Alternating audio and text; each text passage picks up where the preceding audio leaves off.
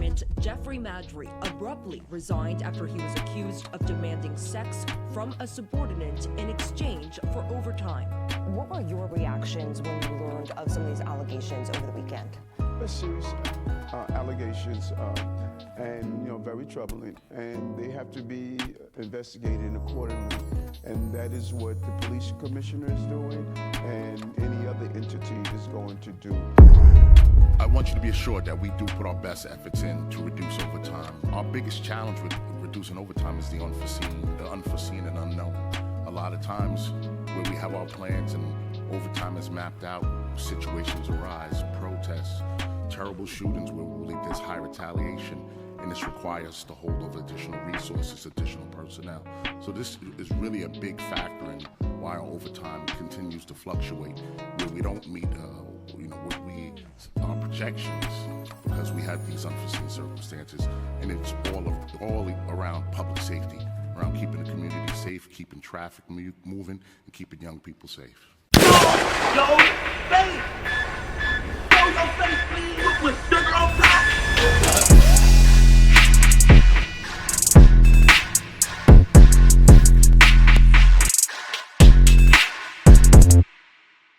Hey, what's up, y'all? Y'all know my slogan. I don't know it all,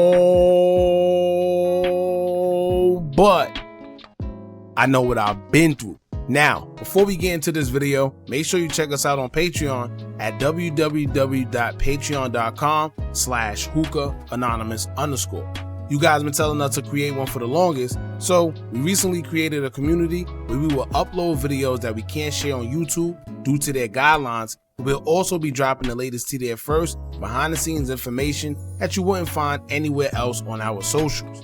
So make sure you become a member, and after you do that, head over to our official Instagram page at Hookah Anonymous _ and follow us there. Now without further ado, let's get into what you guys came here to see. Now, this is a crazy turn of events where one NYPD lieutenant is accusing her boss of trying to take advantage of her sexually in exchange for overtime pay at work. This would come after she was busted for making an enormous amount of money a year in overtime pay, and in return, she would retire early, fearing that she would be penalized for her actions.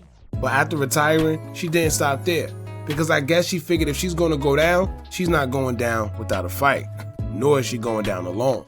With that being said, Quartisha Epps would accuse high-ranking uniform officer Jeffrey Madry, who was also the chief of department, of being the one who allowed her to get as much overtime as she did due to her doing intimate favors for him. Some people after hearing the story felt bad for Epps, as it seems that she was being taken advantage of. However, others feel that she willingly participated because she was enjoying the benefits that came with the money. Epps was labeled NYPD's top earner, scoring over $400,000 in just a single year of 2023. This is shocking considering that she was just on desk duty and didn't step foot into the world of patrolling, which means that she was making way more money than officers who actually put their life on the line.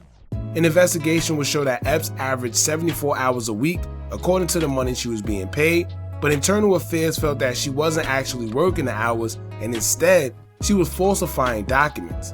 Once again, it's unfair considering there's a bunch of officers out there who's actually working and willing to work that don't make anywhere near that much money.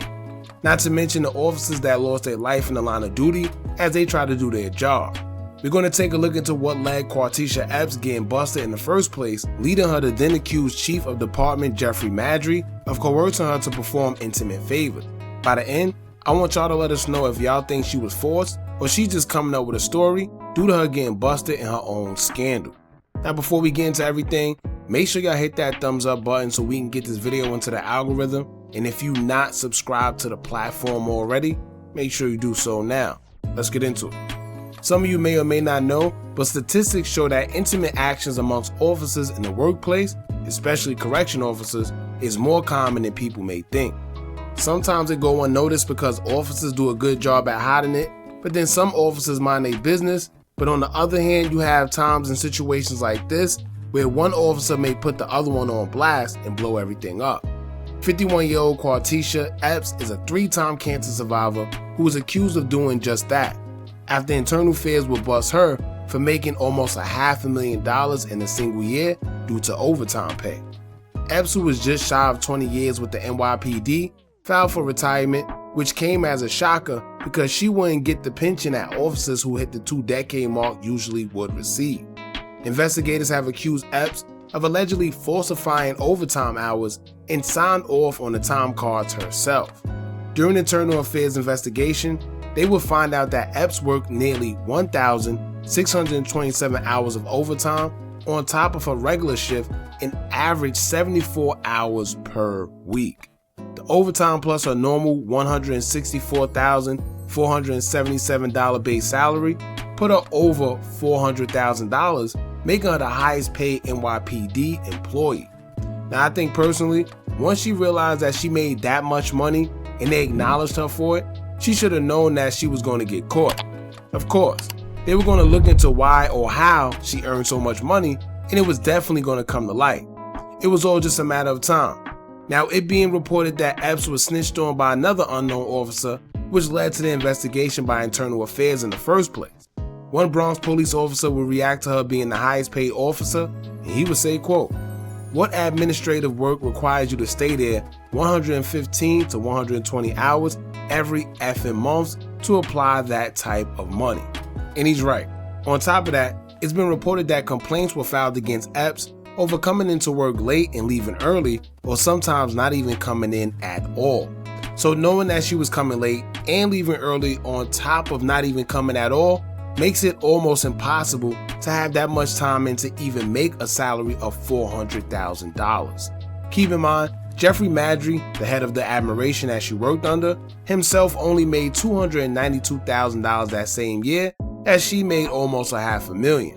Epps would file for retirement after she would have the investigation into her overtime scandal and was told she would be put on patrol duty. Her effective retirement date starts on January 14th, 2025, and the department has 30 days to investigate her before her pension goes into effect. She has already been suspended without pay, but due to her working within the department for 19 years, she's expected to still collect about $16,000 a month. Therefore, the department will have to move fast. But in a crazy turn of events, and I'm assuming in a desperate attempt to maintain her innocence and still be able to collect her pension, Epps will make some shocking claims ahead of her investigation.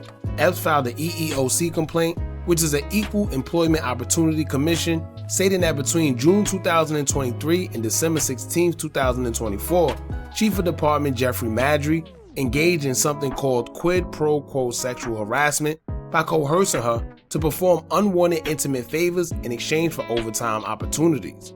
According to Epps, Maddrey was the one that is responsible for her being investigated over claims of her abusing overtime hours. This is because she finally decided to reject his advances in October of this year, and when she did, Maddrey didn't take it too well. Epps' EEOC states that Maddrey exploited her emotional and financial vulnerabilities, as well as her history of childhood trauma.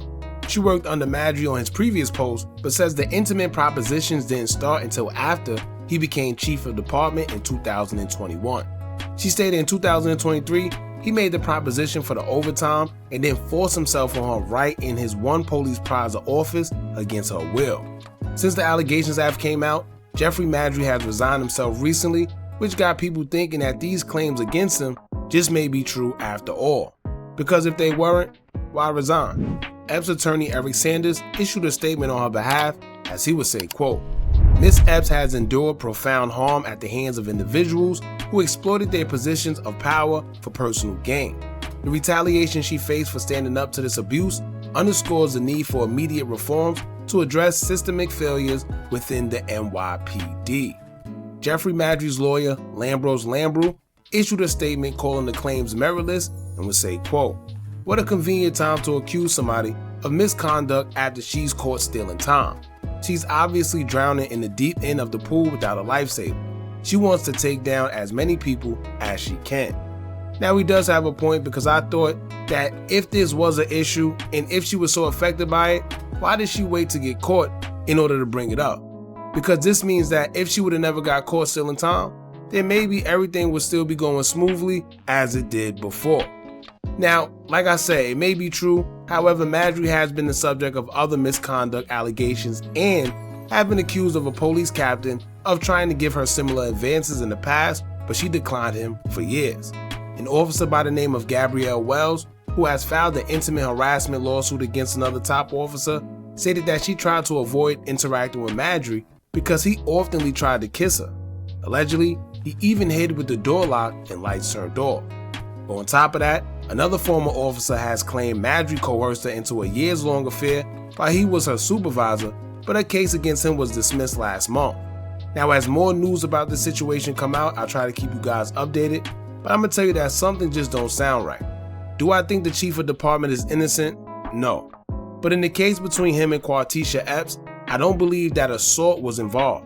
I think both of these individuals participated in the act, and once things hit the fan, it got exposed. Epps was getting overtime money, in some cases not even doing the overtime, and in return for that, she was doing intimate acts with Madry. Madry can't say he don't know about it because he had to actually sign off on the hours along with the others, in which I'm sure he would notice all them hours if he was doing his job correctly. So I personally think Epps got caught, panicked, then threw Madry under the bus. He knows he messed up, so he resigned right away. And it's crazy because these days it seems like you could get away with anything as an officer or politician these days, as long as you just step down or resign. When it comes to these allegations, like I said, I don't put it past neither one of them. If you know anything about law enforcement period, you know that it's a bunch of wild stuff going on between them officers, especially correction officers. They're at work almost all day together, spending more time with each other than their actual families. Most of them have significant others at home as well, but that's another story. I think this isn't the first time and surely wouldn't be the last time we see something like this, because I told y'all before, it's a lot of these situations going on within the department. We've seen ex-officers write tell-all books, exposing that it's a lot of intimate things going on between officers and sometimes even inmates as well. I myself don't believe in someone coercing you to have intimate relations if you didn't want to, especially within the workplace of NYPD. As soon as the proposition is put out there, you literally work for the police. So it's not hard to file a complaint if it's something you really don't want to do. What I think happens is initially the women be willing to do intimate favors until it eventually gets overwhelming and they want out. But at that point, they're in too deep. This is where blackmail or other things start coming into play. Or in Epps' case, when things hit the fan, she just give everybody up. Y'all jump in the comments and let me know what y'all think about this. Don't forget to like, comment, share, and subscribe. Hit that bell so you're notified every time we drop new content. And remember, as long as you keep on watching, I'ma keep on dropping. And I'm out.